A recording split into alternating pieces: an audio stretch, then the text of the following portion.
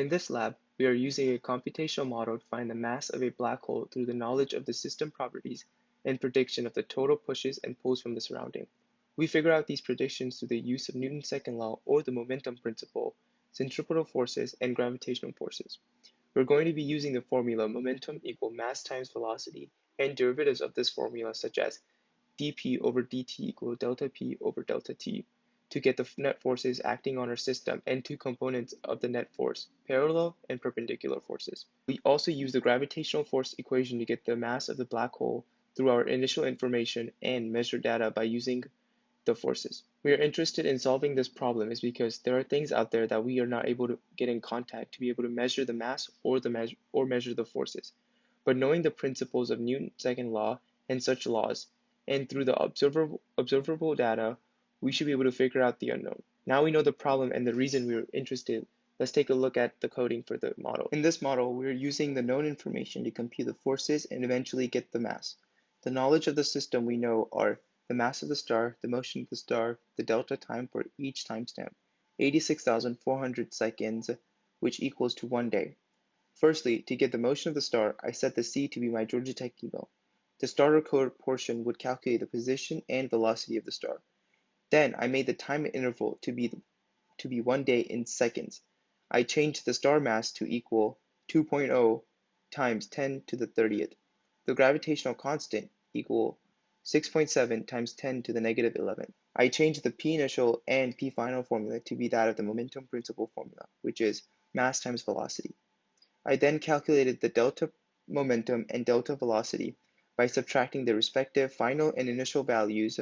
Then I used the derivative formula of the momentum principle to get the net force, which is dp over dt equal delta p over delta t. To calculate the parallel force, I first got the direction of the star movement by dividing the p initial by the magnitude of the p initial. Then I calculated the force by subtracting magnitude of p final minus p initial over delta t. To get the vector form, I multiplied the direction by the magnitude.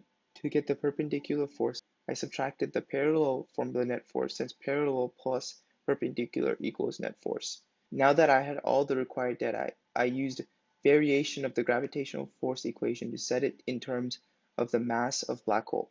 The duration of this code will last until the star has made a full circle around the black hole to its initial position. Now let's see this model run. Before I run the model, 3 things to keep in mind. The orange arrow is Fnet, cyan is perpendicular, and magenta is parallel. As you see the perpendicular and Fnet always pointing towards the center of the black hole, and parallel points either left or right of the star. This is accurate as parallel force represents the speeding up or slowing down of an object. The perpendicular should always be pointing towards the pull or push of an object as it decides the curvature of the movement of an object, and thus perpendicular force representing the movement of the object. Finally, the net force should be pointing between the perpendicular and parallel as it's the addition of the two forces. Thus, in this one, it's pointing a little bit to the right of the perpendicular and very left of the parallel.